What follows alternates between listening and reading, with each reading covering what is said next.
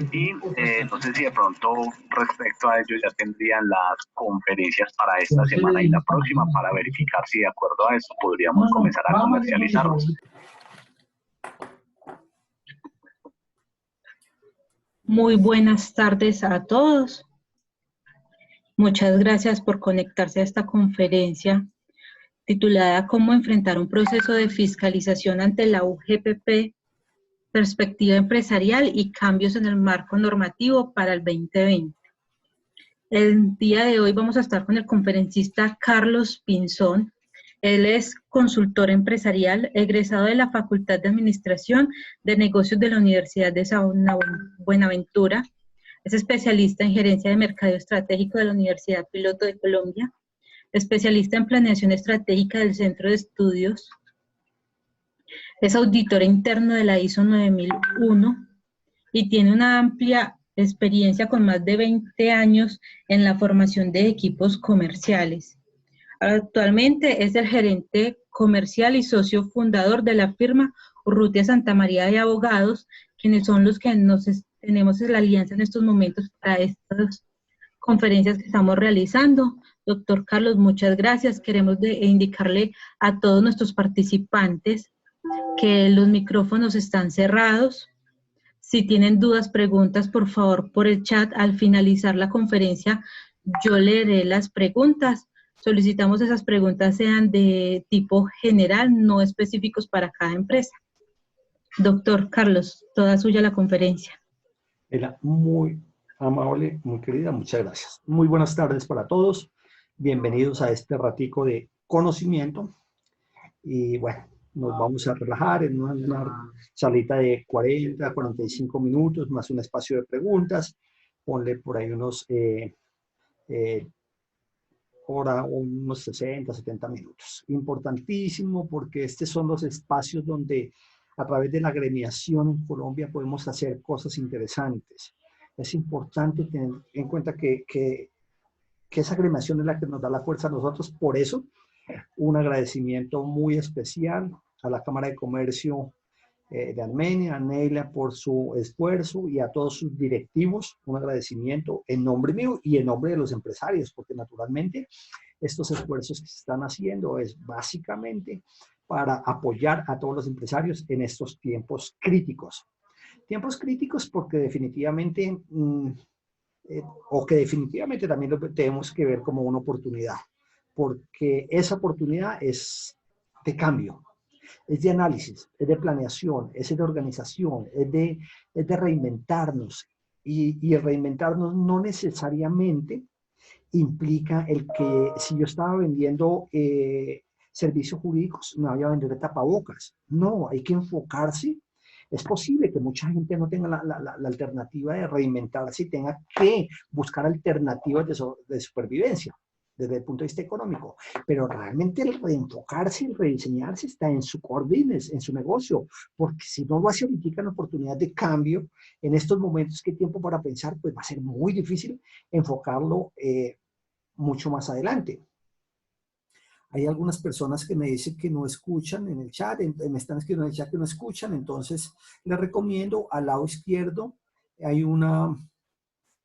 al lado izquierdo hay un micrófono, ahí lo cliquean y ahí ahí pueden estructurar. ¿Me están escuchando? Señor, se le escucha. Sí, sí, me están escuchando. Es que aquí tuve un problemita técnico, déjenme por favor, entonces yo miro este tema, ok, entonces ahí pueden configurar su micrófono, ¿ok? Los micrófonos deben estar, por favor, apagados, cámaras también. Y bueno, vamos a empezar con la conferencia después de esa introducción y ese agradecimiento a ustedes, los asistentes.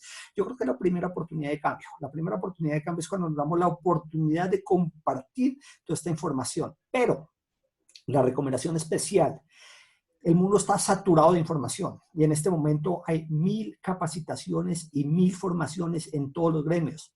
Lo importante de esto no es el momentum de la capacitación, sino lo más importante es el momentum de la acción. ¿Cómo voy a aprovechar esta información? ¿Cómo la voy a manejar? ¿Cómo le voy a sacar el mejor provecho? Eso es lo importante, porque todos hacemos un esfuerzo grande, ustedes invirtiendo este tiempo, nosotros preparando las conferencias y preparando algo que realmente llegue a la necesidad actual, la Cámara de Comercio disponiendo recursos y personal, pero no ganamos nada si nuestra información se va a quedar en el tintero y simplemente nos queda como información adicional. Con esto, lo interesante es qué me afecta a mí en mi trabajo, en mi core business, en mi negocio, en mi proyecto de trabajo y cómo puedo aplicar eso a, obviamente, pues a esa actividad, ¿no? Entonces, en este momento vamos a empezar a compartir pantalla.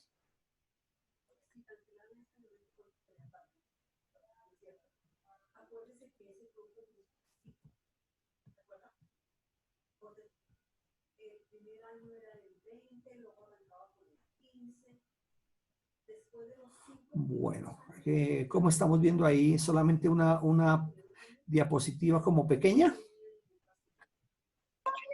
Se ve una imagen.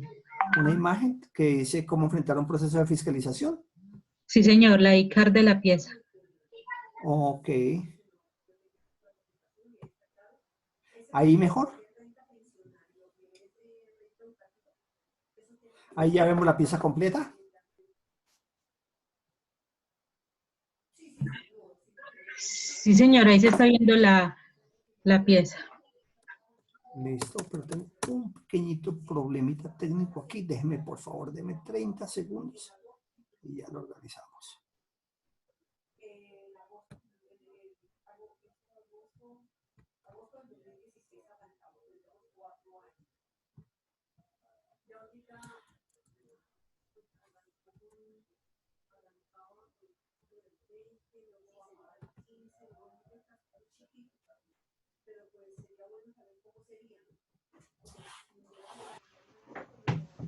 Dame un segundo, por favor.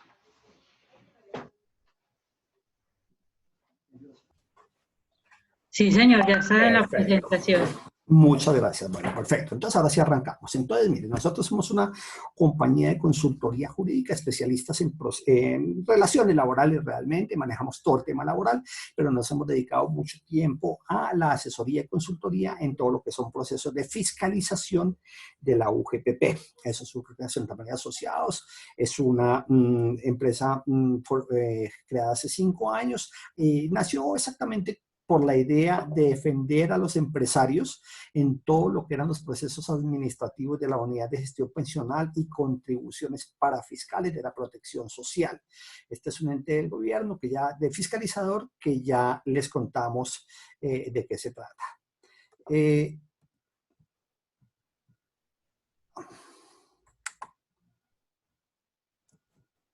Ok, el título de la conferencia es cómo enfrentar un proceso de fiscalización entre la UGPP, perspectiva empresarial y cambios en el marco normativo para el 2020. Listo. ¿Por qué perspectiva empresarial? Tenemos una perspectiva empresarial por varias razones. Primero, porque hay 3 perspectivas que hemos encontrado a través del ejercicio y de la intervención en tantos procesos de fiscalización en los últimos 5 años. Y hay 3 perspectivas. La primera, la UGPP, la Unidad de Gestión Pensional y Contribuciones Parafiscales, dice, no se preocupen, tranquilos, esto no pasa nada, simplemente determinen bien su ingreso base de cotización o el IBC, que no pasa nada, nosotros no somos digamos, confiscatorios, nosotros no molestamos a la gente, le pasamos toda la información, les decimos, miren que definitivamente este es un tema que es de aporte al sistema de seguridad social, etcétera, etcétera, etcétera. Esa perspectiva empresarial con tanta armonía y con todo tan bonito es un poquito peligrosa. Es un poquito peligrosa porque pues definitivamente no nos están diciendo toda la verdad. Si bien es cierto que llevan un proceso perfecto, funciona así, el problema no está en el presente, el problema está en el pasado, en el histórico, que nos están fiscalizando 5 años atrás en cómo aportó en el sistema de seguridad social y ahí está el verdadero problema porque las sanciones son demasiado altas. Entonces, esa es la primera perspectiva de la UGPP. La otra perspectiva que tenemos es que es el código cultural de los colombianos. Nosotros no tomamos decisiones en función de una consultoría, de una firma especializada, sino que le preguntamos al vecino cómo le fue, en el pasillo de la empresa dice, yo conozco la UGPP, a fulanito lo sancionaron, pero a otro no le dijeron nada. Entonces eso es un tema que hay que pararle bolas y desafortunadamente lo tengo que decir, que sé que no es el caso de todos, pero sí hay una gran mayoría de profesionales, contadores y abogados donde digamos que por alguna razón pues han recomendado que esos son procesos masivos, que son procesos donde todas las personas van a recibir un formato o una información de la UGPP, y eso ha hecho un poquito de daño. No es tan cierto. Miren que el tema hay que ponerle cuidado. ¿Por qué? Porque es la segunda perspectiva, esa perspectiva empresarial de las personas que ya están fiscalizadas por la UGPP. ¿Qué es eso? Que están en un proceso de determinación, o bien en requerimiento de información, o bien en requerimiento para declarar o corregir, etcétera, pero que ya están, ya tienen una deuda presunta, y estamos hablando de muchos millones de pesos, miles de millones de pesos en empresas grandes, estamos hablando de cientos de millones de pesos en personas, en empresas pequeñas y MIPYMES, pequeñas y medianas empresas, y estamos hablando de muchos millones de pesos en lo que son independientes. Entonces, esta conferencia, ¿a quién interesa? Interesa tanto a personas jurídicas como a personas naturales desde la perspectiva de independientes. Entonces esa es la segunda perspectiva. La segunda perspectiva es la del que está fiscalizado y dice, pobrecito yo, me embargaron, me dejaron en la calle, son unos miserables, yo no sé qué hacer, voy a mandar ante cortes internacionales, yo no tengo con qué pagar. Eso, todo eso es cierto. Me quebraron, es cierto. No tengo con qué pagar, es cierto. Me embargaron las cuentas, cierto. No me desembargan para poder pagar, todo eso es cierto. Pero no deja de ser una perspectiva, porque lo que pasa es que dejamos vencer todos los términos y pasamos de lo que era un proceso de fiscalización inicialmente con alternativas y con herramientas de defensa, y todo un proceso jurídico alrededor de las herramientas de defensa y de alegato, a pasar a ser completamente pasivos. Entonces encontramos empresas con 200, 300, 500, 800 millones de pesos en sanción, independientes con 200, 300 millones de pesos por un año. Vea qué interesante, hago un paréntesis aquí. Bienvenida a las 60 personas casi que están conectadas, excelente. Esto es de verdad bien participativo y me emociona el hecho de que tengamos tanto interés. Entonces esa perspectiva, continuando esa perspectiva, esa segunda perspectiva, primero la empresa, la de la UGPP, segundo la de los empresarios que están ya fiscalizados, y tercer perspectiva, la perspectiva de los empresarios. ¿Cuál es la perspectiva de los empresarios? El tener la visión de empresario, el tener la visión de que es que no siempre las cosas las he hecho así, y ya les digo cómo va a funcionar. Esa tercera perspectiva en la que nos vamos a enfocar y en la que vamos a ser un poquito críticos y decididos a tomar acciones. Porque yo quiero contarles una cosa, señores. Nosotros decimos, sí, en este momento hay un problema de crisis económica, financiera, de venta, todo lo que ustedes quieran por la pandemia que estamos pasando. Desafortunado momento para todos nosotros, para todos. No hay una sola empresa, hay una sola persona que no sea afectada, creería que en el mundo. Pero todo eso es muy cierto. Pero los sistemas y el Estado continúan. Por eso es que el Estado, decimos que el Estado trasciende. Al trascender el Estado, pues simplemente esos procesos continúan y la UGPP no va a decir, no, pobrecitos ustedes, mire, es que desafortunadamente con la pandemia perdieron mucha plata, olvidémonos del pasado. Eso no va a pasar. He recibido unas 4 o 5 llamadas, ¿sí? Donde de pronto más esta semana, estoy hablando de la última semana, unas 7 llamadas donde me decían, ¿y qué va a pasar con los procesos de fiscalización de la UGPP? ¿Nos van a perdonar la deuda? ¿Nos van a inhibir? ¿Va a haber amnistía? Cero, no hay tal, no hay nada. Recuerden que los beneficios económicos, los beneficios de aportes, los beneficios de parafiscales, inclusive los tributarios, vienen en función del periodo de la pandemia, nada más en el estado de emergencia o estado de excepción que tiene el gobierno. No aplica para nada más. Si usted tiene una deuda con la DIAN de febrero, con absoluta seguridad se la van a cobrar. ¿Listo? Esa es la perspectiva que vamos a ver, perspectiva empresarial. ¿Qué esperamos al finalizar la conferencia? Yo espero realmente que tengamos la correcta interpretación de un proceso de fiscalización y su normativa. Que podamos también identificar las herramientas administrativas y jurídicas disponibles, que hay elementos de verdad que si nosotros utilizamos en el término del proceso, dentro del debido proceso y no dejamos vencer, tenemos herramientas. Tercero, que tengamos claridad, absoluta claridad sobre el marco sancionatorio y se van a dar cuenta que es bárbaro. Cuarto, racionalizar que se pueden evitar sanciones con las acciones correctivas y preventivas. Determinar la adecuada determinación de su IBC, como lo dice el quinto objetivo, y el sexto, identificar los modelos preventivos. Eso es básicamente. Entonces vayamos directamente al grano. ¿Qué es la perspectiva empresarial? Mire, háblese de un negocio independiente, de un negocio de 3.000 millones de pesos al año, o de 10.000 o de 100.000. La diferencia le hace esta visión, esta perspectiva empresarial. Por eso les decía al principio, en tiempos de pandemia yo tengo que preguntarme como gerente, ¿qué visión tengo frente a lo que va a ser la continuidad de mi negocio?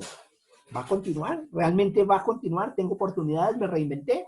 Segundo, el escalamiento. ¿Cómo estoy preparado para escalar en ese nuevo modelo de negocio que viene después de este tema, que ha venido inclusive desarrollándose actualmente, pero que con la pandemia es mucho más evidente en que nos vamos a tener que reinventar y que nos vamos a tener que preparar para el futuro, y muy seguramente muchas empresas nos quedaremos o se quedarán en el camino. Las que nos preocupemos por hacer este tipo de planeación, pues vamos a seguir y tenemos que estar preparados para un escalamiento. Es decir, que no va a ser lo mismo el producto o bien y servicio que tenemos hoy frente al que vamos a utilizar mañana.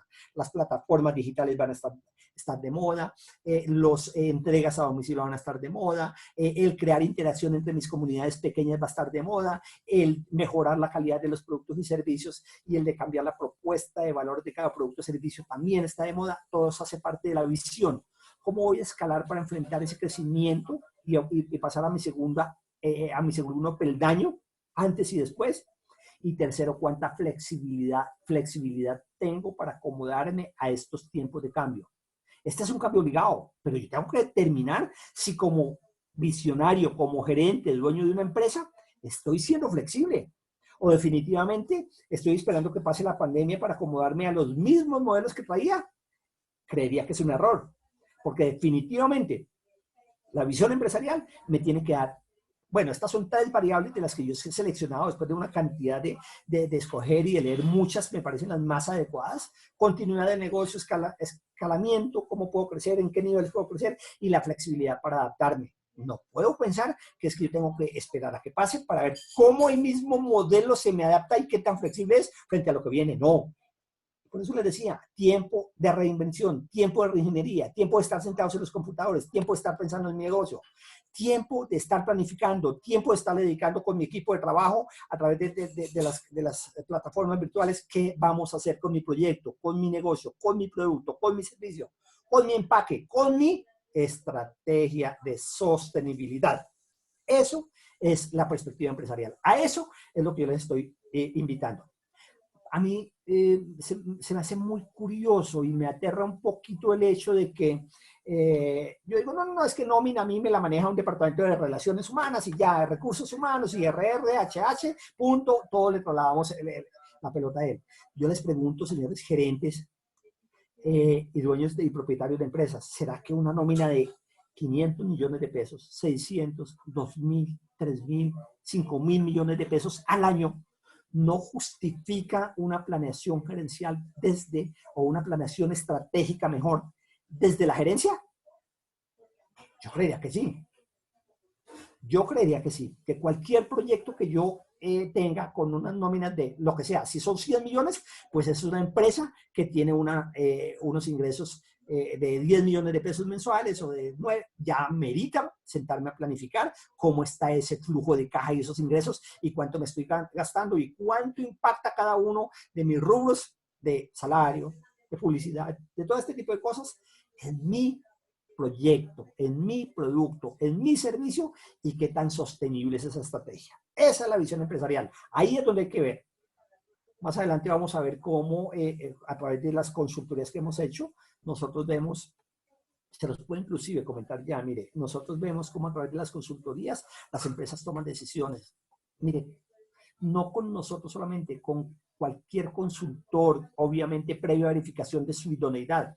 Señores, las consultorías se pagan solas. Las consultorías dan productividad.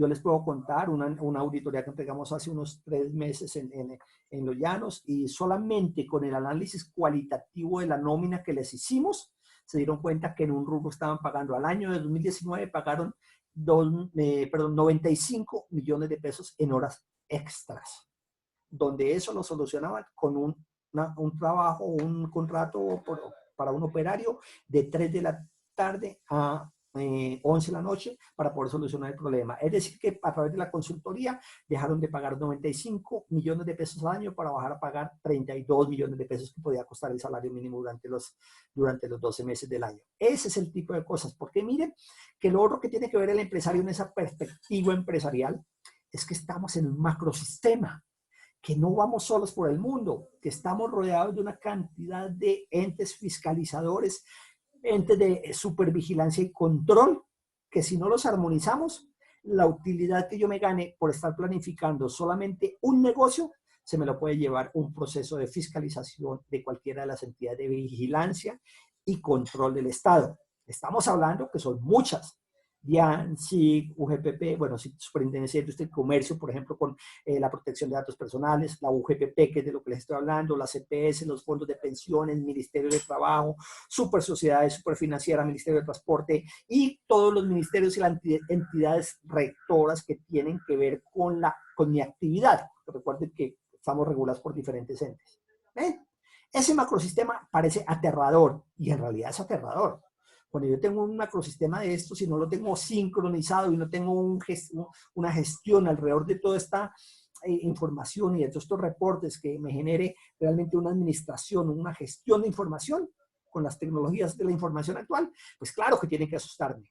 Sí cuesta un poquito, pero alinearlo y sincronizarlo, armonizarlo dentro de mi proyecto de productivo es perfectamente viable, ¿sí? Una empresa que sea viable es también viable para alinear este tipo de sistemas. Esa es parte de mi perspectiva empresarial. ¿Qué es lo que estoy haciendo yo con estos macrosistemas? Listo, en esa perspectiva empresarial tenemos que conocer nosotros también que esto no es nada inventado. Estamos un poquito equivocados en pensar que el tema de UGPP es un tema laboral.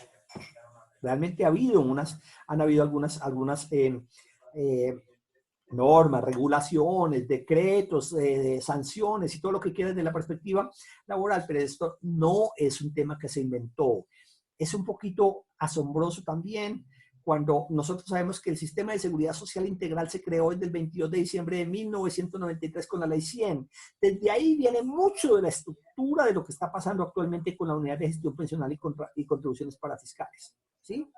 El sistema de seguridad social integral tiene una historia ya, y estamos hablando de bastante tiempo, estamos hablando de 28 años, una estructura, unas entidades aseguradoras, unas instituciones de prestadoras de servicios, planes obligatorios, régimen de sistema contributivo y solidario, todo lo que quieran. O sea, ese realmente es un macrosistema. Ustedes no se imaginan la complejidad del artículo que regula 189, creo que es, que regula todo lo que es el sistema de seguridad social en Colombia. Tiene absolutamente todo. Y nosotros como empresarios todavía en el 2020 estamos preguntando, sí, ¿y la UGPP qué es?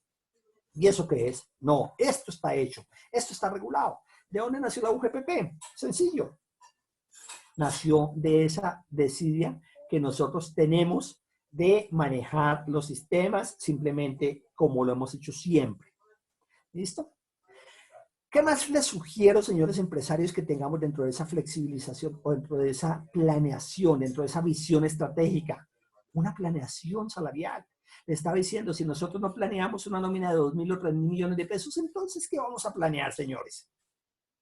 Mire, la planeación salarial incluye, entre otros muchos aspectos, incluye una flexibilización salarial. ¿Sabían ustedes que de acuerdo a el artículo 30 de la 1393 yo puedo desalarizar los pagos por nómina hasta el 40%? Es decir, que yo puedo tener 60% salarial y 40% no salarial. ¿Y sabían ustedes, señores, que eso me puede llevar un beneficio de ahorro hasta en 48% del costo de un salario? porque estamos hablando de las prestaciones de ley, de los auxilios de rodamiento, de los beneficios salariales, estamos hablando de la seguridad social, que ahí nada más es el 28%, y todo eso me suma hasta el 48%. Y digo porque hasta el 48%, porque si usted no está acogido al CRE, pues sencillamente sí tiene que pagar seguridad social, y eso es tranquilamente, bueno, ustedes conocen el porcentaje, pero hasta el 48% yo puedo ahorrar. Entonces, dentro de esa planeación salarial, tengo que ver mi curva salarial, flexibilización salarial. Nosotros damos una conferencia que creo que ya la dictamos en Armenia, que se llama Relaciones Laborales en Tiempo de COVID-19, donde miramos todo este tema laboral, cómo se maneja actualmente, contratos, ampliaciones de contratos, reducciones, negociación, licencias no remuneradas. Si no está, la vamos a dictar. Si ya la dictamos, ahí están las memorias y nos pueden consultar también. Esto significa que esa planeación salarial, pues definitivamente tiene un beneficio enorme. Entonces, mire todo esto que tienen que tener ustedes en cuenta para esa visión gerencial. La planeación salarial, flexibilización, prestaciones de ley, auxilios de rodamiento, los beneficios salariales, salario mínimo y salario integral, tenerlo muy claro, salario emocional, los incrementos salariales, políticas de incrementos salariales. Miren, no hay nada más peligroso, señores, que la política emocional para incrementar salarios. Como vamos a ver enseguida, un peso que yo incremente en lo salarial me representa un 69% adicional. No significa que no lo haga. Lo que significa es que esas políticas salariales tienen que estar bien calculadas, definidas, con números, analizadas para saber cuánto es el costo real de mi política de incrementos. Hacíamos un ejercicio también hace muy poco y entonces nos llamaron a una asesoría que cómo hacían para incrementarle a la gente que antes de este problema, que no hace 2 años no le subían el salario a las personas que te ganaban más de un mínimo, y entonces empezamos a hacer el ejercicio y el gerente decía, no, a él subámosle 300 porque se los merece, y a él 100 y a él 250, lo dejamos que lo haga un ratico y luego le proyectamos esa política de incremento emocional, sin querer decir con estos señores que debemos ir en contra de los beneficios del trabajador. No, estamos diciendo perspectiva empresarial.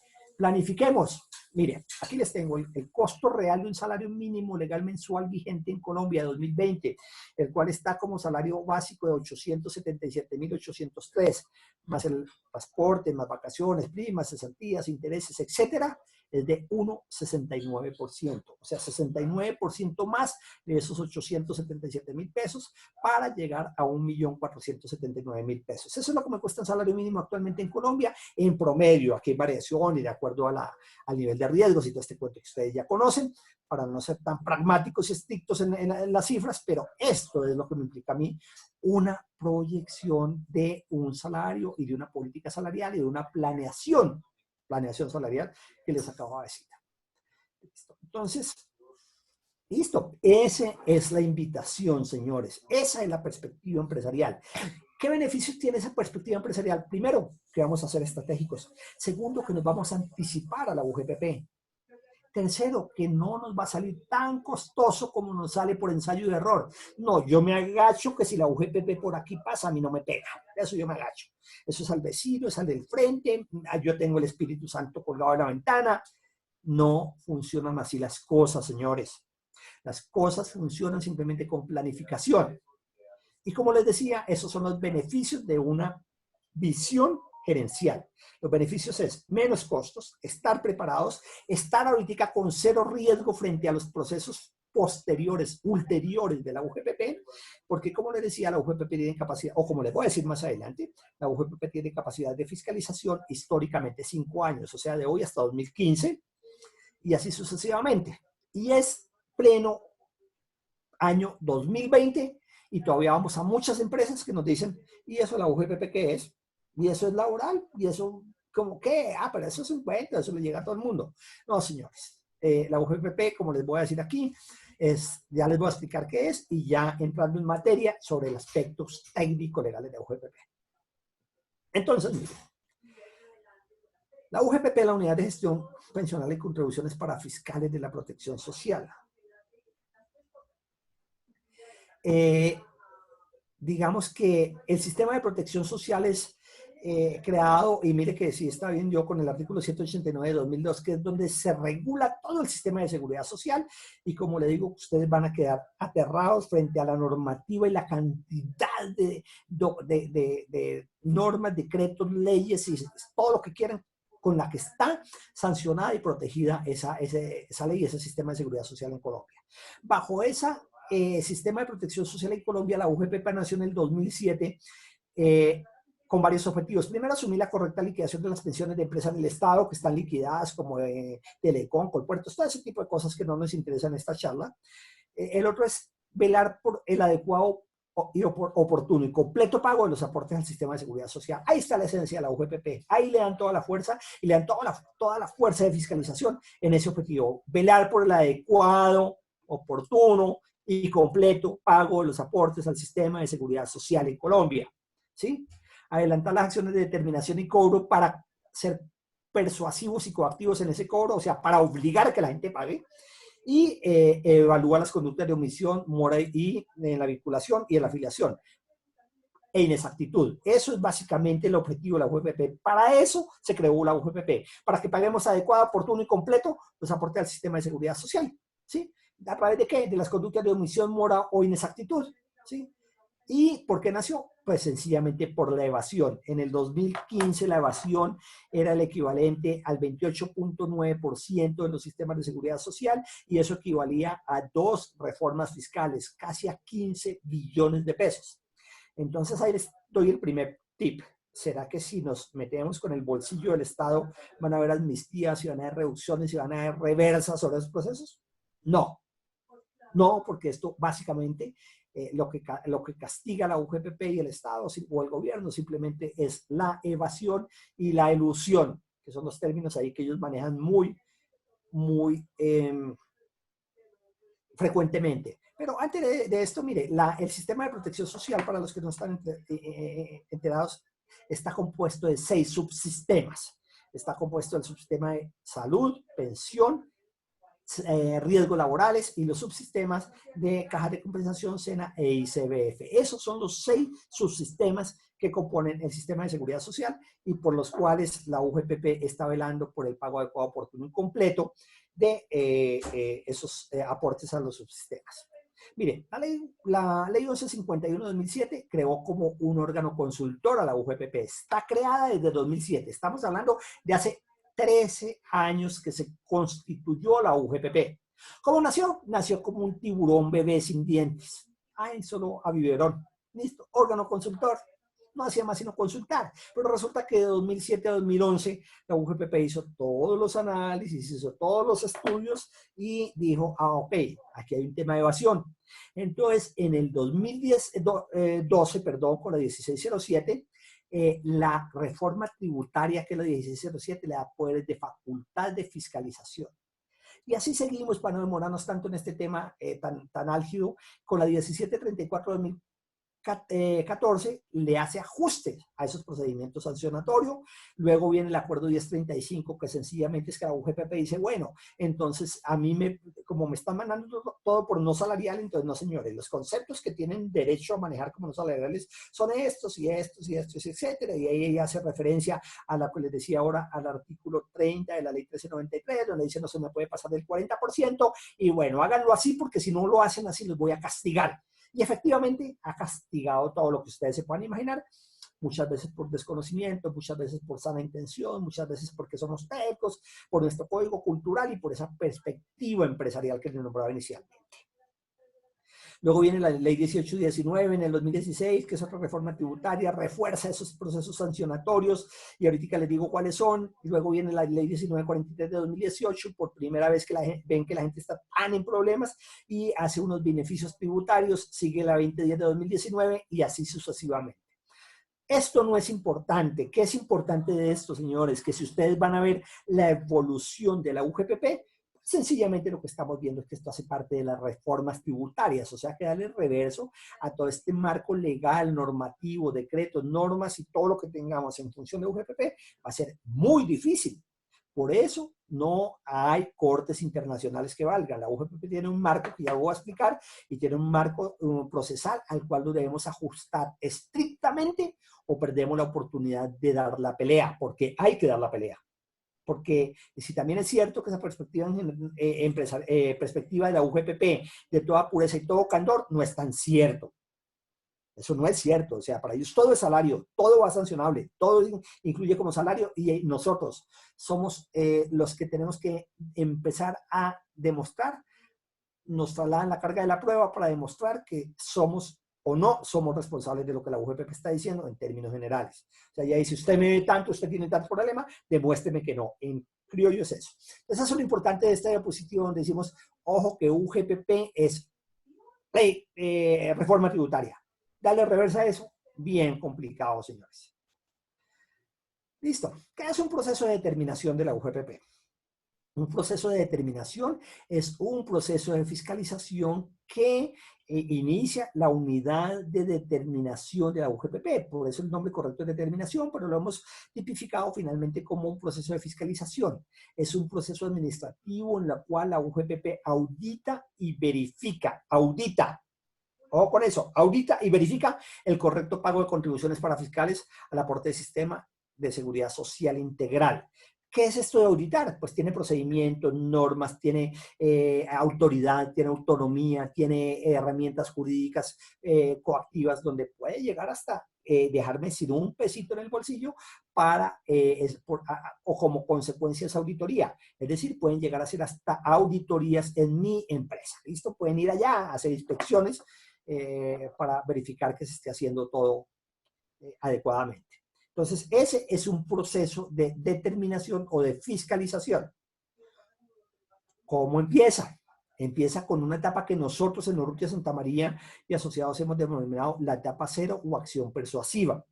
¿Qué es una acción persuasiva? La acción persuasiva es un documento, una nota, un comunicado, un correo electrónico, una carta física o un mensaje de texto o en jornadas de capacitación que nos dicen, o una citación a los puntos de atención donde nos dicen, usted está o es posible candidato para un proceso de fiscalización. Esa etapa 0 es una comunicación que nos envía la UGPP y nos dice, de acuerdo al estudio que hicimos de sus estados financieros del año 2016, usted es un posible evasor. Póngase al día y actúe, le dice. Póngase al día a partir de la fecha. Y ahí viene la primera discusión. La gente dice, ¿yo qué hago? Ah, pues ponerme al día. La UGPP me dijo que me pusiera al día a partir de hoy. Y uno le dice, no, tenga cuidado porque ellos hicieron una revisión de sus estados financieros, de su realidad económica actual, pero actual de 2016. De tal suerte que si le están diciendo que es un posible evasor de 2016, tiene que ponerse al día a partir de, casi más que a partir, tiene que ponerse al día por ese 2016, pero también tiene que revisar su situación, su realidad económica actual. Y esa realidad económica significa cuánto me gano, cuál es mi IBC y cuánto debo aportar al sistema de seguridad social. Así de sencillo. Entonces, esta es la etapa 0. Primera pregunta que me hacen y podemos empezar a responder. ¿Qué debo hacer con las etapas, con las acciones persuasivas? Las acciones persuasivas son la crónica de una fiscalización anunciada. No las olviden, no las dejen en el escritorio porque son la forma más económica de salirse de un proceso de fiscalización. Entre otras cosas, les cuento, en este momento, a partir del artículo 135 para los independientes, el artículo 135 decía que cómo determinar su IBC y cuánto aportar y cómo aportar a todos los independientes. Fue declarado inexequible. La buena noticia es que hay una muy buena probabilidad, buena, no es 100%, pero hay buenas probabilidades de que todos esos procesos de determinación de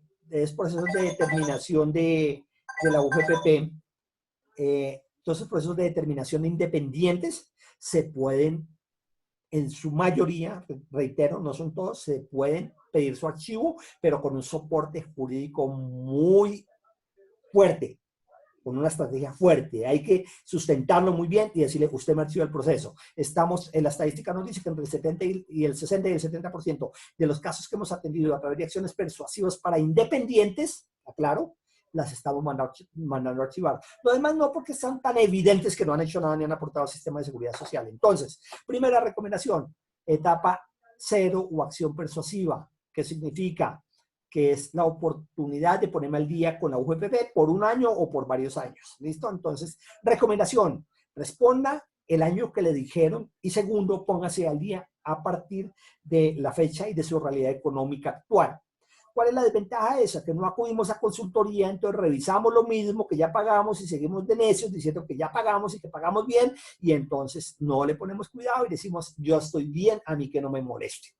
Y resulta que cuando lo molestan ya viene un proceso de fiscalización que es el que sigue y ese proceso de fiscalización sí implica que ya estamos inmersos en una auditoría legal, en una auditoría como se quiera llamar, en un proceso de fiscalización o determinación y que implica que nos vamos a demorar entre 3 y 4 años de salir de ese proceso. Qué bien, ahora tenemos 70 asistentes, muy bien. Felicitaciones para ustedes y para la Cámara de Comercio. Entonces, ese es la primera etapa, etapa 0. Ahora, ¿qué pasa con esa etapa 0? Recuerden, oportunidad de ponerse al día sin tantos costos. Y mire que, ¿por qué es importante ponerse al día? En lo que les estoy diciendo, que le llega un proceso de fiscalización o determinación a un independiente, le dice, mire señores, resulta que usted es un posible evasor del 2016. Y entonces mire el ejercicio. Si usted es independiente y usted se ganaba en promedio un ingreso mensual de 5 millones de pesos, el IBC declarado en pila dice, uno decía, no, pero yo qué voy a pagar sobre 5 millones de pesos, eso yo pago sobre el salario mínimo. Aquí para no matarme la cabeza con sumas y restas, entonces dije, bueno, vamos a suponer que la persona dijo, yo declaro sobre 1 millón de pesos. El IBC diferencial, o sea, el ingreso base de cotización frente a 5 millones de pesos que debió haber declarado, pues son 4 millones de pesos. Ese IBC por 12 meses me da 48 millones de pesos de IBC no declarado. ¿Cuánto debe haber pagado sobre esos 48 millones de pesos? Pues más o menos el 28.5%, que me equivale a 13.680.000 pesos. Eso lo vamos a llamar capital. Ese es el capital que le estoy debiendo a la UGPP. Pero siendo 2016 me van a cobrar una tasa de usura, que es la tasa máxima de intereses permitidos en el mercado, que está alrededor del 30% anual y que se llama intereses a tasa máxima de usura y que de 2016, así fuéramos a pagar eso, ahorita en este mes, pues me equivale a más o menos 12.765.000 pesos de intereses. Pero me van a sancionar por omisión, o sea, sobre ese capital de 13.680.000 pesos, la UGPP me pueden sancionar hasta el 200%, significa que la sanción sería de 23 millones de pesos. Pero adicionalmente me sancionan por inexactitud, aparte de la omisión, por haber omitido mi información, fui inexacto, no declaré el IBC que debió haber declarado y eso equivale a una sanción por inexactitud de hasta el 60% de esos 13 millones, o sea, 8.208.000. Es decir, mi querido amigo independiente, que si usted en el 2016 se ganaba 5 millones de pesos y declaró solamente 1 millón de pesos y lo requieren, usted va a tener que pagar en promedio 62 millones de pesos y estoy siendo en un justo medio. Podría ser un poquito más llegando a los 70 o podría ser un poquito menos llegando a los 50, pero el justo medio es de 62 millones de pesos. ¿Ven por qué es importante atender un proceso de fiscalización en la etapa de acciones persuasivas? Listo. Viene la etapa 1 que se llama requerimiento de información. Esto aplica tanto para independientes como para personas jurídicas, ¿ok? Nos van a pedir, la UGPP nos dice, bueno, listo, señores, ustedes como no hicieron paso a la etapa de acción persuasiva, ustedes entran inmersos en un proceso de fiscalización y le llega, por favor, requerimiento de información. Proceda a entregar a la entidad la nómina, la contabilidad y las planillas pila. ¿Listo? Nos dan un plazo de 90 días para entregar esa información. Imagínense ustedes una empresa con 500 empleados para recoger la información de 1 o 2 años de todas las planillas pila de 12 meses y adicionalmente de toda la contabilidad con todos los auxiliares por terceros donde determinen las cuentas de terceros para ver si le pagué a mis colaboradores de nómina, le pagué también por fuera y las planillas pila, a ver cuál fue mi ingreso base de cotización. Pero eso no es todo. Nosotros corremos y decimos, sí, claro, hay que mandar la información, corran, eso no tenemos problema. Pero resulta que muchas veces nos estamos clavando el cuchillo porque mandamos información que no es. O mandamos información de más, o simplemente hemos cometido un error y no nos damos cuenta de que la información va con error. En este caso es importante, señores, que para ese requerimiento de información tomen en cuenta que salió la resolución 0922 de 2018, donde determinan las características, es decir, la caracterización de la información. Por ejemplo, si es una empresa, debe llevar un formato de nómina en Excel y tiene como unas 25 variables. Si es un independiente, debe entregar su declaración de renta, debe entregar la contabilidad si está obligado, o si no está obligado, tienen que entregar una relación de ingresos y gastos por el año fiscalizado. Y aparte de eso, tienen que entregar las planillas pila, y las planillas pila no siempre están tan organizadamente ordenadas en la empresa. Muchas veces hay que acudir incluso hasta los mismos operadores de pila para que nos den copias, y eso hasta interponer tutelas o derechos de petición de información, etcétera, etcétera, etcétera, de tal suerte que 90 días no son nada. Y hay una condición especial aquí: la UGPP no aplica silencio administrativo positivo. ¿Eso qué significa? Que cuando yo me repito a una entidad y le digo, señores UGPP, por favor, denme 30 días más, que no alcancé, es que me cogió nómina y me cogió prima. Si la UGPP le responde que sí, pues le dieron plazo.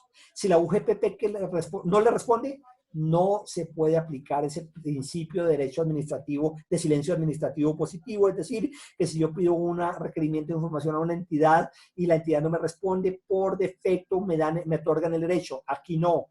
La UGPP no aplica silencio administrativo positivo. ¿Y por qué le recalco tanto de esto? Señores, porque si yo no entrego la información, si no cumplo 4 condiciones con esta información, que corresponden a que la información esté completa, que esté bien elaborada, que esté en los formatos de UGPP y que esté en el tiempo que ellos me dijeron, si no cumplo con esos 4 requisitos, entro, aparte de lo que voy a tener en el proceso de fiscalización y los errores que me encuentren y lo que tenga que pagar por eso, voy a entrar en un proceso de sanción por renuencia. Y miren la bobadita de sanción. Entonces, supongamos que a mí se me venció la entrega de la información el 27 de abril de 2014. Es un ejemplo, porque ahorita estamos con términos administrativos suspendidos o en suspensión. El 27 de abril, si me demoro 30 días, la sanción es de 1 millón de pesos. Si me demoro 90 días, de 3 millones de pesos. Y así sucesivamente. Si pasan 12 meses y no he entregado la información, la sanción es hasta de 534 millones de pesos por el solo hecho de no haber entregado la información. Por el solo hecho de no haber entregado la información se llama sanción por renuencia. ¿Está bien la diapositiva? ¿La estamos viendo perfectamente, Neila? Sí, señor, se ve bien la tabla. Muchísimas gracias. Entonces vamos hasta el momento perfecto, no hemos tenido más interrupciones, que bueno, esta tecnología es maravillosa. Entonces, esa es la sanción por renuencia. Imagínense pagar una sanción por renuncia de 534 millones de pesos. ¿Por qué sucede esto? Muchas veces porque archivamos los procesos en el escritorio, los hemos visto en cantidades. Segundo, porque no tenemos el correo electrónico de notificaciones, no lo tenemos actualizado. Y uno ante la UGPP, es que yo no estaba en el país, es que mi secretaria me lo cambió y no me avisó, es que yo me cambié de residencia. Lo siento. El correo electrónico que está en el RUT es el correo de notificaciones oficiales y por ley es así y no hay tutía que valga que es que yo me cambié. Entonces imagínense si yo me demoro un año, que me requirieron 2016 y casos en cantidades. Requerimiento 2016 y nos piden auxilio a nosotros en 2018. ¿Cuántos años han pasado? Casi 3 años. Imagínense, en 3 años, pues sanción por 534 millones de pesos. Primera tabla sancionatoria, sanción por renuencia, bárbara, 534 millones de pesos. Conocemos casos reales, no me da pena decirlas, y bueno, y por prudencia, los nombres de las grandes compañías, 5.000 millones, 6.000, 7.000 millones. El señor de la bodega el 12 de octubre con una sanción de 500 millones de pesos más intereses, más todo este cuento, con una sanción por un año de 1.400 millones de pesos y la bodega le vale 1.100 millones de pesos. Entonces, esto es real, señores. Este tema con la UGPP es real. Entonces, primera tabla, sanción por renuencia, por no entregar información en la primera etapa de requerimiento de información. Segunda etapa. La segunda etapa se llama requerimiento para declarar y o corregir. ¿Qué es? Declare o corrija. Recuerdan que me pidieron información, me pidieron la contabilidad, me pidieron las planillas pila y me pidieron la nómina. A partir de eso, la UGPP va a evaluar 3 conductas: omisión, mora o inexactitud. Omisión, soy omiso, no estoy vinculado al sistema o parcialmente esto soy omiso. La mora en la omisión en la vinculación o la afiliación, que eso es un absurdo. La mora, que estoy en periodos de pago liquidados, pero no he pagado, estoy en mora. Y la inexactitud, que es la que más duro me dan, que estoy declarando un ingreso base de cotización diferente al que debió haber declarado. Por debajo, el ejemplo clarísimo de 1 millón de pesos en vez de los 5 que declaré. Entonces, imagínense ustedes, se me olvidó hacerles el paralelo en esa diapositiva, señores. Imagínense una empresa con 200 personas en nómina y que cada persona cometa un error de 100,000 pesitos de mal reporte. 100,000 pesitos de mal reporte, ¿cuánto le da eso? Estamos hablando de mucho dinero al año, mucho. Póngale nada más 100 personas a 100,000 pesos, son 10 millones por 200 personas a 100,000 pesos, bajémoslo a la mitad. Sencillamente son 40 millones de pesos por 12 meses, son 480 millones de pesos. Para mis datos, para mi calculadora matemática, 500 millones por el 30% da 145 millones de pesos del capital. ¿Se acuerdan que les decía esto lo vamos a llamar capital? Entonces lo que leo son 145 más la sanción, más los intereses, más todo ese cuento. Tranquilamente me da 4 veces. O sea, de ese ejemplo que les pongo a una empresa con 100 personas, con 100,000 pesitos de error en nómina, tranquilamente me puede costar alrededor de 400, 500 millones de pesos el arreglar el problema con la UGPP. Ya va retomando nuevamente la etapa 2, requerimiento para declarar o corregir. Entonces mandé la información, la UGPP me va a decir, listo, ya revisé toda su información, usted tiene una deuda presunta porque usted es omiso, usted tiene mora y además usted tiene inexactitud. Omisión por 2 millones de pesos, mora por 3 millones de pesos son 5, inexactitud por 45 son 50 millones de pesos. ¿Por qué nombro estas cifras? Porque normalmente esa es la realidad. Omisión o mora, que son las menos castigadas porque van con el 5% por mora mensual, o sea, el 5% del valor en sanción. Reitero o aclaro porque me enredé ahí. La mora se castiga con el 5% mensual hasta el 100% o al 200%. Pero ahorita miramos eso, no se preocupen. Pero la menos costosa es la omisión, la siguiente menos costosa es la mora, y la inexactitud que me castigan tan duro, pues sencillamente va en esa proporción. 5 millones o 3 millones o 5 millones en mora y omisión y 45 en inexactitud para los 50 que les estoy dando el ejemplo. Eso es lo que me llega en la segunda etapa. Señores, nos envían un pliego, señores Urrutia Santa María Abogado, requerimiento para declarar o corregir, tiene 90 días para que responda. 90 días, no son 91, 90 días. ¿Sí? ¿Y qué hago yo? O declaro o corrijo. O declaro que definitivamente mi liquidación está bien, o le digo, no, me equivoqué y corregí. Aquí hay un problema serio, señores. Y es que nosotros somos muy tercos desde esa perspectiva empresarial de las personas que están ya fiscalizadas, y es que yo siempre he hecho las cosas así, pero ¿por qué me las van a cambiar? Pero eso no es justo, pero eso no es legal. ¿Por qué? Porque hemos encontrado empresas que tienen hasta 50 conceptos de nómina.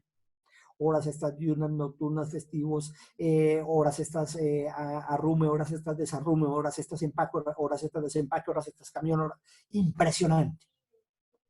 Entre más razones tenga que yo darle a la UGPP, más me voy a enredar. Primer punto. Segundo punto, conceptualización de nómina. Aquí es donde nosotros decimos, por Dios, ¿qué pasa con las conceptualizaciones de nómina? ¿Por qué le damos nombres a lo que no tiene que dársele otro nombre de lo que es? Comisiones se llaman comisiones, honorarios se llaman honorarios, salarios se llaman salario, auxilios de rodamiento se llaman auxilios de rodamiento, etc. Pero hay formas de manejar las cosas. Yo puedo manejar un auxilio de rodamiento, un auxilio, por ejemplo, para el área comercial, o puedo para las personas que se necesiten, un auxilio de rodamiento lo puedo manejar desde 2 perspectivas, o bien como herramienta de trabajo y no la justifico, y tiene que estar dentro de ese 40% que no es salarial, o bien la puedo manejar como herramienta de trabajo justificable, pero entonces tengo que soportarla y tengo que tener además políticas y tengo que tener políticas de reembolso. Entonces cuento, es decir, lo que les quiero decir con esto de las consultorías que nosotros damos puntualmente sobre cada empresa, ergonómicas, ajustadas a la operación, es que Hay muchas formas de manejar los conceptos, no hay una sola forma, pero hemos encontrado cosas graves, como por ejemplo el hecho de que manejemos y graves desde la perspectiva económica, porque no es una mala intención ni mucho menos, pero cuando yo digo, mire, bonificación de mera liberalidad, entonces antes la UGPP, o no había quien nos dijera, no, pero es que eso es salario, no es salario, la UGPP sí es muy clara, es decir, una bonificación va ligada a la productividad, por tal razón, eso es salario, señores, no hay nada que hacer. Imagínense una bonificación de que 5 o 10 millones de pesos en el 2015 hoy me cuesta como 50 millones de pesos arreglarla. ¿Por qué? Por un problema de conceptualización. Entonces, lo primero, y con todo el respeto que me merecen todos los empresarios, es dejar esa parte necia de decir es que mis cosas, mis conceptos, mis nóminas se están manejando bien. Es importante la revisión. Porque, como les decía, gran parte del problema que encontramos nosotros ante la UGPP o entre la UGPP y las empresas fiscalizadas es el problema cultural, es el código cultural, y en eso el problema de conceptualización. Hay que mirar muy bien qué llamamos salario, qué no llamamos salario, y no solamente por el concepto es muy importante, pero hay que tener en cuenta el concepto, el registro de nómina. Es decir, cuando yo hago un contrato de trabajo, arrancamos con un contrato de trabajo, arrancamos con ese contrato de trabajo, tiene una remuneración, me voy a pagar por X, Y, Z bajo estas condiciones, va al concepto de nómina y de nómina va al concepto de contabilidad, y eso no tiene que tener pierde. Pero tiene que ser muy claro desde el principio, porque si no nos vamos a enredar. Entonces, cuando aquí empezamos a defender este proceso, en la segunda etapa de requerimiento para declarar y o corregir, tenemos que tener soportes jurídicos y fácticos. Jurídicos que es decretos, leyes, sanciones, resoluciones, los beneficios que los conceptos a favor nuestro, de nuestros clientes que hemos obtenido nosotros en las demandas y en las peleas que le hemos dado a la UGPP. Todo eso se utiliza como herramienta. Y desde la parte fáctica o de hechos, tenemos que anexar planillas, contratos, ortosis, pero por favor, vuelve y juega, no tenemos por qué ir a clavarnos el cuchillo nosotros mismos, hay que revisar esos conceptos antes de ir a pelear con la UGPP, porque este es un tema bastante sensible. Listo, ya vamos a acabar, señores, ya vamos a terminar la exposición para entrar a la etapa de preguntas y respuestas. Llevamos en este momento 48 minutos y vamos a arrancar 47 minutos. Vamos a terminar ya para arrancar con la otra etapa. ¿Cuánto nos dan en esta etapa? 90 días. 90 días. Se me olvidó decirles, en la etapa de información, requerimiento de información, a nosotros nos dan 90 días y la UGPP no tiene plazo para responder esta segunda etapa. Se puede tomar tranquilamente año y medio. Es decir, que año y medio, o sea, 18 meses más 3 que nos dieron a nosotros, nos da 21 meses. Y en esta etapa nos dan a nosotros 90 días, o sea, 21 y 3, 24 meses, y ellos se toman 6 meses para contrarresponder, 180 días. Ahí llevamos 30 meses y sigue sumando. Por eso les decía que no es tan fácil salirse de un proceso de fiscalización, a no ser que se pague todo lo que ellos digan, o si no, dar la pelea durante 3, 4 o hasta 8 años cuando interponemos demanda de nulidad y restablecimiento del derecho. ¿Listo? Espero que eso esté muy claro. Segunda etapa, importantísimo, tener muy clara la conceptualización de nómina, hacer auditorías preventivas, contratar consultorías, mirar qué está mal en mi empresa, qué no está mal, no tengo por qué pagar sanciones. Realmente cuando los errores son por omisión, por buena intención, por sana intención. Conocemos muchas empresas quebradas. Otra recomendación, o ahí empezamos a hacer recomendaciones. Primero, los tiempos. Ya saben que los tiempos son determinantes. Segundo, la información. Recuerden las 4 características de la información. Tercero, los soportes. No demos soportes y la asesoría. Hemos encontrado muchos casos, pero muchos, donde mandan a través de sus abogados que no son expertos en un GPP. Hay muchos expertos, ¿no? O de sus contadores, o en el peor de los casos, le trasladan el problema. Usted es el jefe de recursos humanos, tranquilo, que yo sé, confío en usted, resuélvamelo. Claro, él consulta abogados, consulta contadores, consulta financieros, consulta de todo, auditores, y hace unas cartas hermosas, y después de trabajar 40 horas de día y de noche, pasa una carta genial a la UGPP, y la UGPP mira el título y se la devuelve. ¿Por qué? Porque el soporte jurídico y fáctico no va, de tal suerte que lo único que hacen es ratificarle la condición de la deuda de los 50 millones de pesos que les puse el ejemplo, y nos vamos a la etapa 3 y última etapa del proceso, donde dice, listo, nos dan 90 días para que le declare o corrija, y luego nos dan, a los 180 días ellos nos dan una tercera etapa. Bueno, pero antes de la etapa es la sanción que les decía. En la etapa para declarar o corregir, según la ley 1819, nos castigan con el 5% del valor dejado de liquidar. Estamos hablando de mora, ¿ok? 5% hasta llegar al 100%. Y en inexactitud, recuerda que nos evalúan tres conductas: mora, omisión, inexactitud, ¿sí? En mora nos castigan con el 5% en esa etapa, en la segunda, hasta el 100%, y en inexactitud hasta el 35%, ¿ok? Y viene la tercera etapa que les comentaba, que se llama liquidación oficial. Con esto terminamos. El acto definitivo de la UGPP es la liquidación oficial, que es en el cual se determina la obligación para pagar por concepto de aportes al sistema de seguridad social. ¿Listo? Pero aquí todavía tenemos mucho más recursos disponibles. A nosotros nos llega la liquidación oficial y que nos dice: señores, en la etapa de requerimiento para declarar o corregir, ustedes me aportaron tal información, soportes, planillas, etcétera, hacen todo el recuento, se gastan 25 hojas o 30 hojas haciendo el recuento, y dice: de esos 50 millones que me debe, le valgo únicamente 3 millones por inexactitud, 1 por el mora, 1 por omisión, en total me debe cualquier cosa, 40 millones de pesos.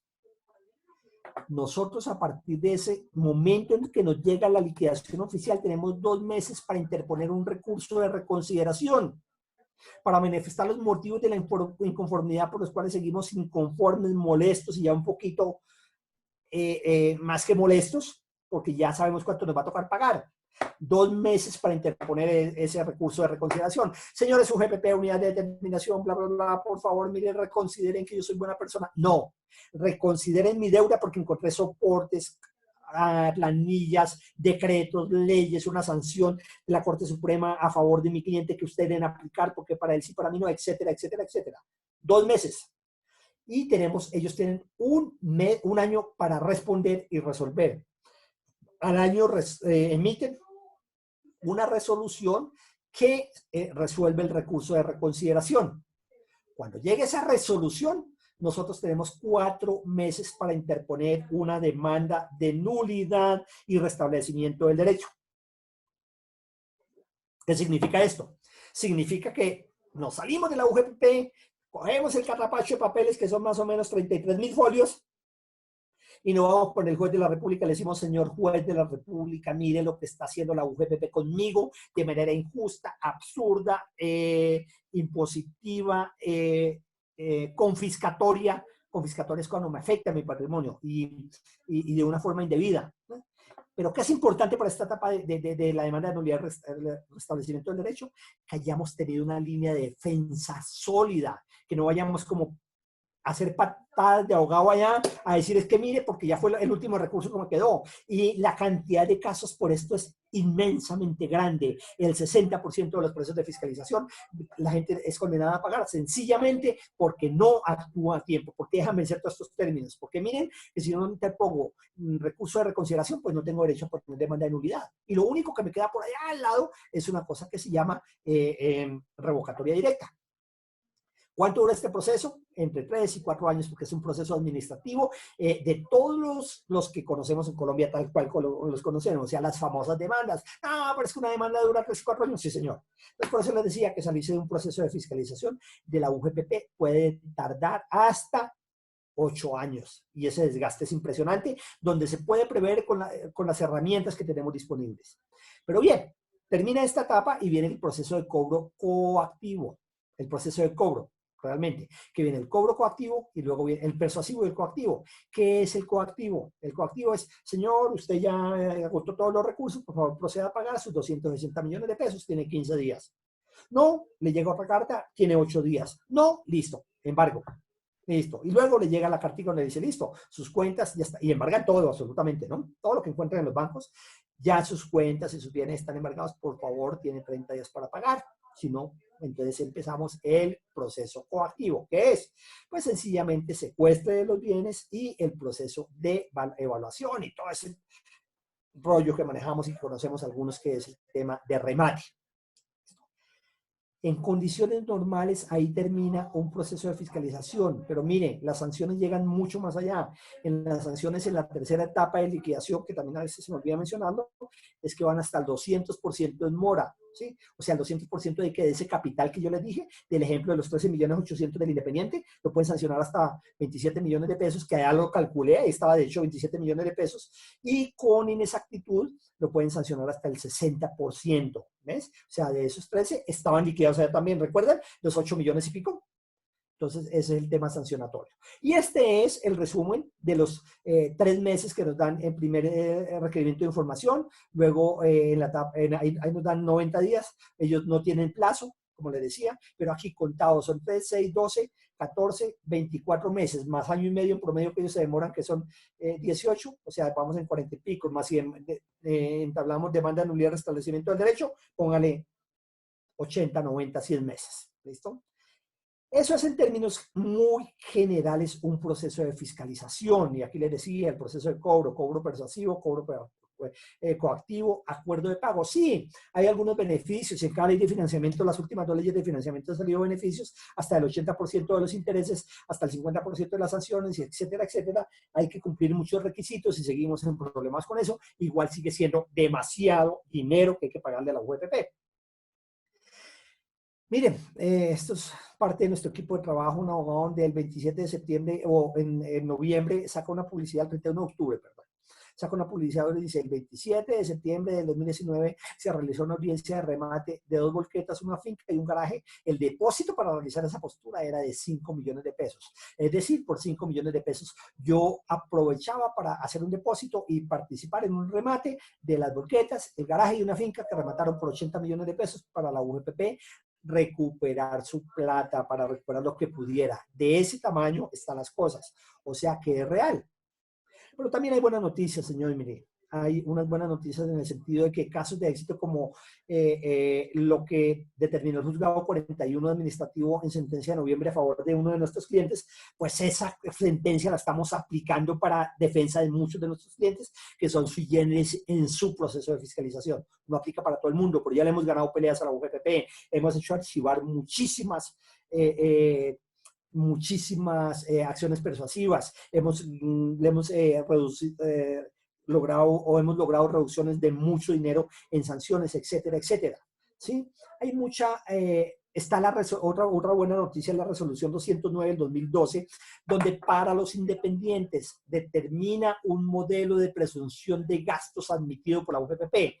En 30 segundos les digo, es decir, yo tengo una piscicultura, soy independiente, le digo: señores UGPP, en esa piscicultura me ingresaron 90 millones de pesos, y la UGPP en esa tabla dice: listo, señor, por presunción de gastos y el análisis que yo hice, le valgo el 79.8% de esos gastos que usted me está diciendo, de los 90 millones. Es decir, le saco los 90 millones de pesos, el 79%, pónganlo el 80, 9 por 8, 72, ¿cuánto me da para llegar a 100? Pues son los 18 millones de pesos, y esos 18 millones de pesos los divido en los meses y eso es lo que determino como ingreso base de cotización. Eso es bueno porque está siendo mucho más equitativo, más justo, más real sobre todo. Tenemos casos de, adicionalmente, toda la casuística que tenemos nosotros que le nombraba, la estamos utilizando como herramientas de defensa y de alegato en los procesos de fiscalización de la UGPP.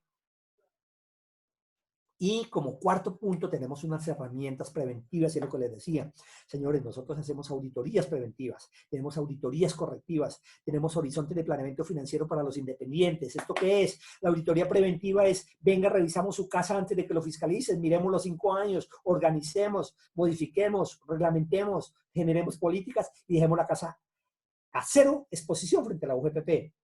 La correctiva es cuando nos piden un proceso, nos fiscalizan un año y entonces entramos a hacer la correctiva por la perspectiva de UGPP, no la perspectiva del empresario, del independiente que dice: pero si esto está bien. No, entramos a ser críticos desde la perspectiva de conceptualización de la UGPP y le decimos: sí, hay que enviar esta información, hay que solucionar esto y hay que soportarlo de tal forma para que no nos vayamos a acabar de condenar. Está los horizontes de planeamiento, que es establecer el IBC adecuado a los independientes, que con esa resolución 209 del 2012 hay que ponernos de acuerdo con los contadores, y adicionalmente con esos contadores tenemos que saber qué va acorde con el ET o el Estatuto Tributario, artículo 107, para que eso sea válido ante la UGPP y lo podamos alegar en la siguiente declaración de renta como gastos válidos dentro del marco legal.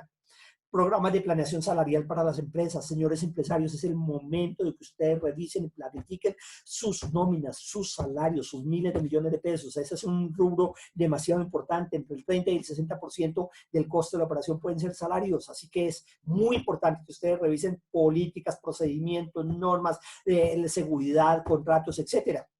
Nosotros a través de las cámaras, de estas conferencias que no tienen ningún costo para ustedes y que es el esfuerzo grande de un equipo de profesionales y de la Cámara de Comercio, pues también hemos desarrollado unos programas de consultoría absurdamente económicos, pero absurdamente económicos. Programas de consultoría jurídico para pymes de 2 horas, donde pueden consultar todos estos temas, y programas de soluciones jurídicas de 8 horas. Eso está completamente a su disposición para que lo revisen y realmente que entregamos productos terminados que les van a beneficiar. Estos programas no están en este momento por la pandemia y por el convenio con la Cámara de Comercio, están casi que en la 4ª parte del costo real que tendría una asesoría de estas. Y estos son nuestros datos de contacto, señores, Urrutia Santa María Asociados, o a través de la Cámara de Comercio, o ahí está el teléfono 324-47-2661, o el correo electrónico. También nos pueden seguir en Twitter y nuestra página web. En Twitter estamos respondiendo muchas más preguntas concretas de lo que ustedes nos están haciendo, así que si nos siguen, ahí miraremos, también estamos haciendo algunas promociones adicionales en Twitter, ¿ok? Entonces, con esa información, damos por concluida la exposición. Y doctora Neila, entramos a lo que son las preguntas y respuestas de los asistentes. Gracias, doctor. Solicita Gloria Patricia Vázquez que si puedes poner, por favor, la imagen del salario. La imagen del salario, claro que sí. Del costo real del salario, me imagino que es lo que está diciendo ella.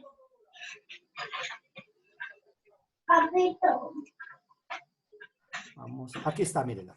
Costo real de un salario mínimo legal mensual vigente. Ok. Gracias. Bueno, nos pregunta Luz Muñoz. Soy pensionada por un poco más del mínimo. Actualmente trabajo como independiente y estoy pagando salud y riesgos el 40% sobre los honorarios que recibo. ¿Es correcto? En principio sí, en términos generales esa es la política. Yo puedo tener el papel de empleado, inclusive el papel de pensionado, papel de contratista, el rol de contratista, de independiente, de rentista de capital. Por cada uno de los conceptos que yo genere ingresos, debo estar pagando aporte a la seguridad social. Ella lo está haciendo muy bien porque pues, está pagando seguridad social y si amerita que pague riesgos, tendría que pagar riesgos laborales también. Pero, porque no tiene que pagar... pensión, no, perdón, salud y riesgos laborales. Creo que dije pensión, corrijo. Salud y riesgos laborales, pero con pensión que pague está bien. Pero habría que determinar si la unidad económica que ella está generando esos ingresos se acomoda a eso. Me dice que son honorarios, pues honorarios van al 40%, ¿sí? Y estaría bien. Pero ya en un tema mucho más concreto tenemos que ver realmente el concepto integral de los ingresos y determinar un IBC adecuado para que no vaya a caer en sanciones. Muchas gracias, doctor Carlos. Nos pregunta constructora MOL 35. Para los contratos de construcción, ¿el valor a pagar se liquida sobre la utilidad? Para los contratos de construcción, a ver si entiendo bien la pregunta, o sea, los contratos que yo les pago a mis contratistas, ¿serán? Yo creería que por ahí va la cosa, porque finalmente un contrato de construcción, ¿qué es? Yo hago un contrato y firmo un contrato de construcción y listo, eso es un contrato de servicios. Entonces, normalmente, lo que les digo, es la misma respuesta anterior. La resolución 209, perdónenme, la resolución 209 del 12 de febrero de 2020 me determina un cierto, creo que son 14 actividades en las cuales ellos hacen un reconocimiento, pero en términos generales es ingresos totales menos gastos, y ese es uno de los grandes beneficios de la 209, ingresos totales menos gastos, y eso que quede por el 40%. Anteriormente era menos gastos, pero mínimo por el 40% del total de los ingresos. Ahorita no, ingresos totales menos gastos, y eso por el 40% me da el IBC, que sería aplicable a los contratos de construcción, el IBC adecuado. Pero Naturalmente, hay que mirar también, acomodarse a la tabla de presunción de costos y que eso esté bien liquidado, pero esa es la forma de liquidar. O de determinar el IBC más que de liquidarlo y sobre eso pues el valor que aportar. Gracias. Pregunta Catherine. Si me llega una notificación de la UGPP diciendo último aviso de indicio de evasión del año 2015, este año, por ejemplo, ¿cuándo empieza a contar los términos de los 5 años? ¿El día de la notificación o como es del 2015 vence este año? No, mire, son dos cosas. La UGPP tiene capacidad potestad de fiscalización del 27 de abril de 2020 al 27 de abril de 2015. Pero si ya le llegó la notificación del 2015, ya está activa. O sea, debe responder 2015. Mi recomendación sobre esa acción persuasiva es respóndala, por favor, porque hay una muy buena probabilidad de mandar a archivar ese proceso y si no hubiese esa posibilidad, los intereses son bárbaros. El costo de un proceso de fiscalización de 2015, si le determinan un capital de 10 millones de pesos, pagarlo hoy, los solos intereses pueden valer tranquilamente 40, 45 millones de pesos. Los solos intereses. Entonces, eso no hay que dejarlo en el tintero. Es mejor consultar y mirar el caso y saber si se puede archivar, que sale mucho más económico y sobre todo se gana paz con eso, porque se olvida y se activa el proceso y se tiene un soporte jurídico. Pero concretamente la respuesta es 5 años atrás a partir de hoy para fiscalización. Después de que me fiscalicen, no tiene vencimiento.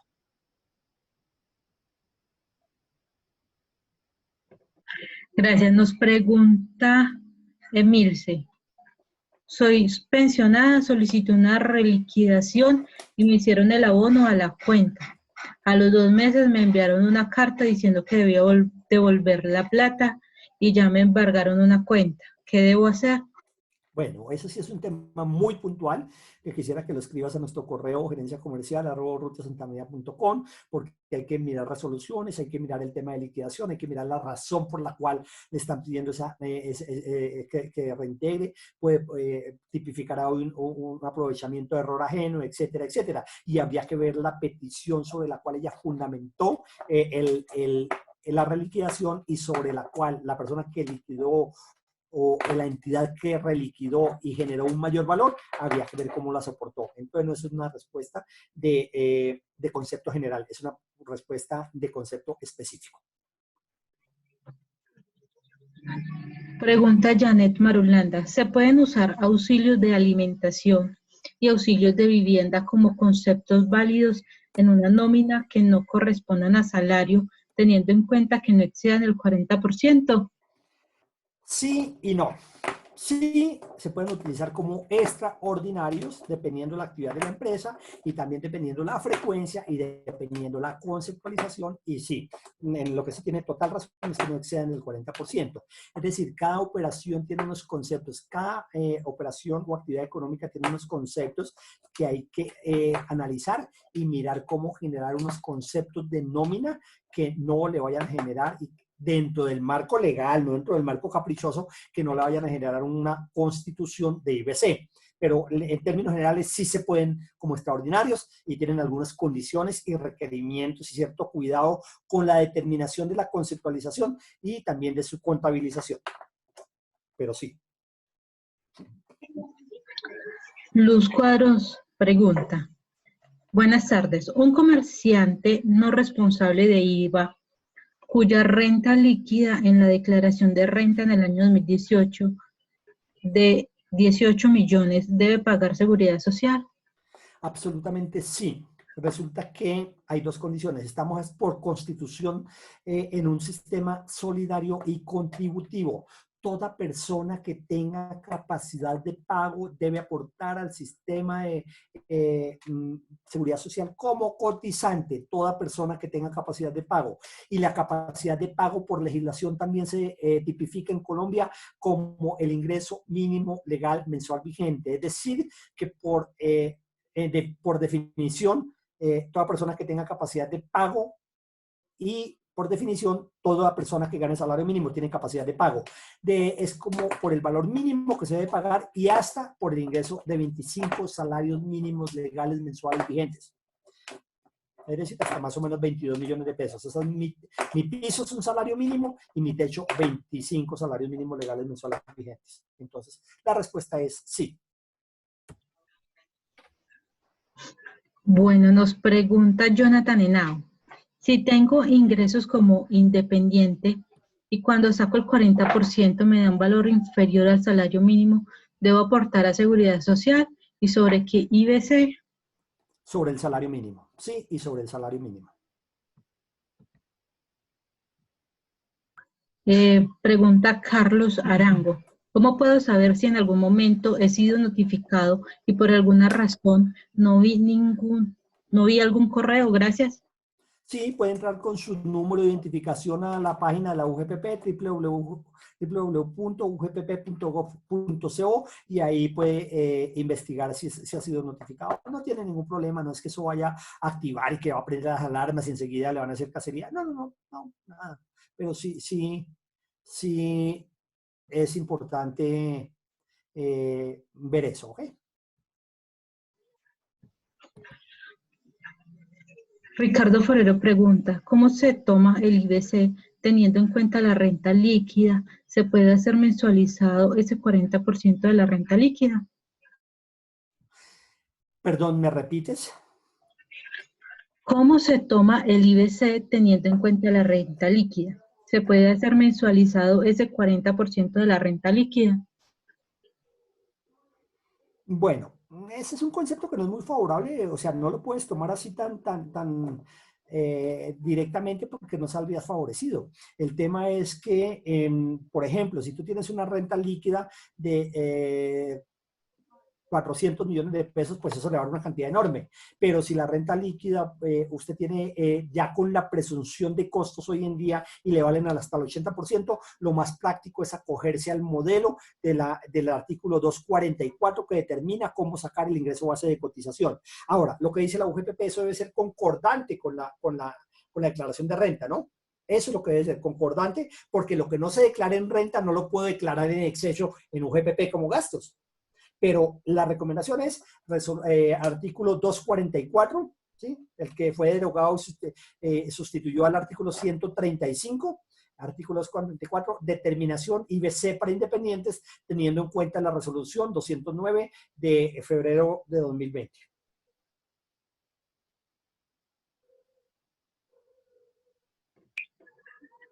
Pregunta Eliana Salgado.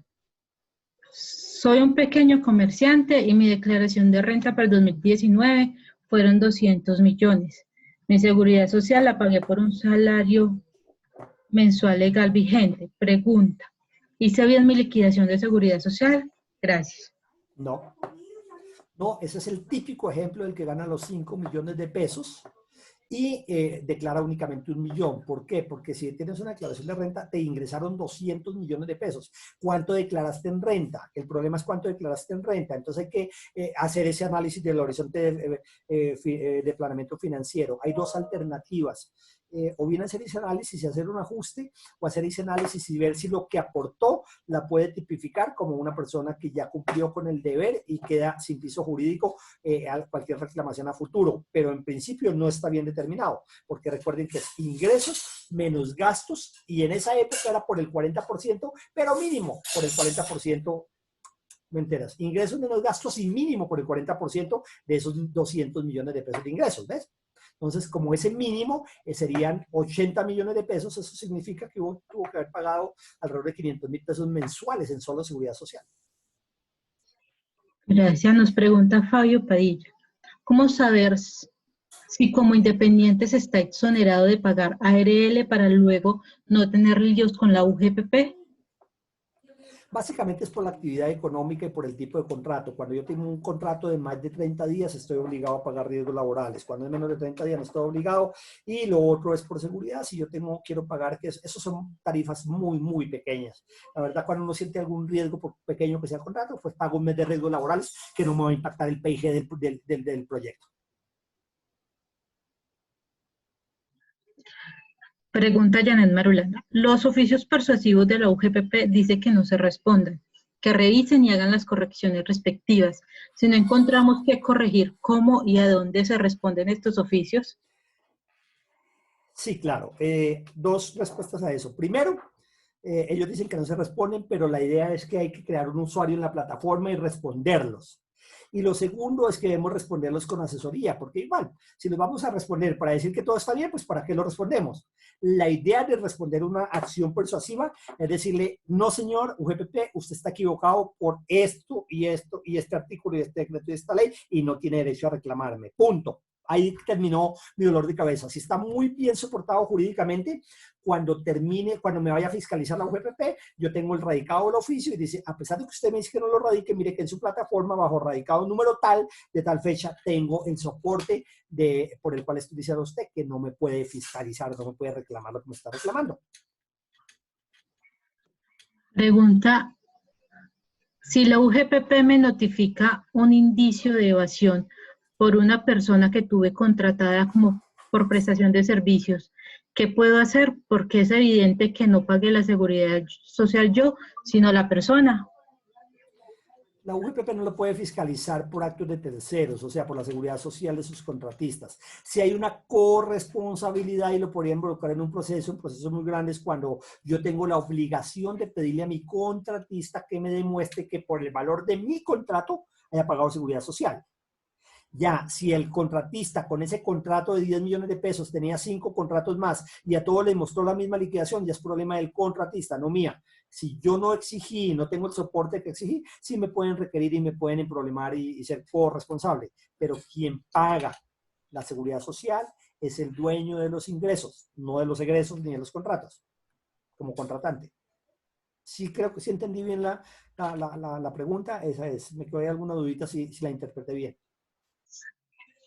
Doctor, nos pregunta Héctor Ramírez. ¿Hasta qué porcentaje se me permite deducir en gastos de un contrato para declarar el IBC? Muy buena pregunta. Toca volver a remitirse al artículo 244, determinación del ingreso base de cotización de los empleados, de los independientes, y adicionalmente la resolución 209 me dice en su artículo 4, está bien, si usted tiene más gastos de los que yo le permito acá, hágalos, colóquelos. Si tiene 90, colóquelos, pero me tienen que cumplir con el artículo 107 del Estatuto Tributario. Hay varias condiciones que sean equivalentes, que sean necesarios, que sean proporcionales, etc. Hay varias condiciones, pero puedo llegar hasta el 90 si quiero, pero tengo que demostrarlo con 107 DET, Estatuto Tributario.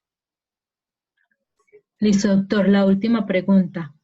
¿Cómo se sabe si una persona natural debe hacer aportes a seguridad social si no es declarante de renta? Que gane como mínimo un salario mínimo legal mensual vigente. Ya la ley dice, si usted se gana un salario mínimo legal mensual vigente, está obligado a pagar seguridad social. Listo, doctor. Ahora sí, la última para despedirnos porque ya nos está acabando el tiempo. Mateo pregunta, buenas tardes. Si hago la revisión en línea y veo que no hay actos administrativos publicados, pero he recibido una notificación en el pasado, ¿qué hago? Muy buena pregunta. Mire, yo creo que lo mejor que puede hacer uno en estos casos es tener la tranquilidad. Aquí hay dos temas que tratar. El primero es cuando yo digo, espero que me fiscalicen y algún día pasará algo y el día que venga el problema lo enfrento. No, a mí me parece que lo que primero que hay que hacer es auditorías preventivas en las empresas como las personas y ponerme con cero riesgo a partir de hoy y hasta por siempre ante la UGPP. ¿Qué mejor negocio que ese? No hay mejor negocio que ese. Sin embargo, si entra a la UGPP, a la página, es posible que no encuentre su acción persuasiva, porque las acciones persuasivas son invitaciones que hace la UGPP bajo un radicado y son invitaciones que no tienen un marco sancionatorio ni tienen unos términos de vencimiento. Entonces es posible que no esté ahí, pero también es posible que por no haber respondido y no haber actuado frente a esa acción persuasiva le llegue un proceso de fiscalización o de determinación y ahí sí lo ponen problemas. Entonces lo más sensato es ponerle cuidado al papel, a lo que está escrito en ese momento. Listo, doctor. Perdóneme, le aclaro una cosita. Recuérdeme que cuando nosotros decíamos en la etapa 0 de acciones persuasivas, correos electrónicos, mails, cartas, etcétera. Nunca dice ingrese a la página y verifique si tiene una acción persuasiva. Ahí es más para investigar si tenemos procesos ya de fiscalización que ya tienen un número de procesos radicados. Listo, doctor, muchas gracias. Les recuerdo a todos, si quieren la grabación de este videíto, por favor enviar la solicitud a mi correo, ahí se las estoy escribiendo a todos. Si tienen más dudas, inquietudes, ya el doctor les dejó los correos y los datos de ellos, o si quieren ese mismo correo me los hacen llegar, que yo se los hago llegar a él. Muchas gracias, Listo. feliz tarde. A todos muchísimas gracias por la asistencia, muy buena la asistencia. Y la última recomendación, por favor, no nos quedemos parados, actuemos. Actuar hace y marca la diferencia. ¿Listo? Una feliz tarde para todos y muchísimas gracias.